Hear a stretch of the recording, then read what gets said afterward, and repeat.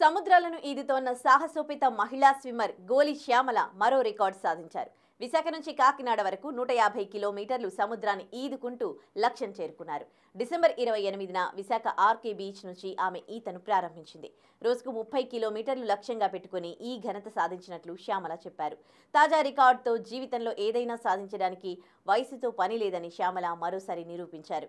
గతంలో శ్రీలంక నుంచి రామసేతు వరకు సముద్రాన్ని ఈది అందరినీ ఆశ్చర్యపరిచారు. గతేడాది మార్చిలో పాక్ జలసంధి 30 కిలోమీటర్ల దూరాన్ని 13 గంటల 43 నిమిషాల్లో ఈదారు. అదేవిధంగా ఎంతో క్లిష్టమైన క్యాటలినా ఛానల్ను 10 గంటల 4 నిమిషాల 45 సెకండ్లలో ఈత కొట్టి మరో రికార్డ్ ఖాతాలో వేసుకున్నారు. పర్యాటక రంగాన్ని అభివృద్ధి చేసేందుకు లక్షద్వీప్లో సైతం 45 కిలోమీటర్ల మేర సముద్రాన్ని ఈదారు. ప్రస్తుతం 51 ఏళ్ల వయసులో సాహసం చేసిన శ్యామలకు కాకినాడ బీచ్ వద్ద ప్రజాప్రతినిధులు, స్థానికులు ఘన స్వాగతం పలికారు. సామర్లకోటకు చెందిన స్విమ్మర్ శ్యామల హైదరాబాద్లో స్థిరపడ్డారు. వ్యాపారంలో నష్టపోయి మనోవేదనకు గురైన సమయంలో ఈత నేర్చుకున్నారు.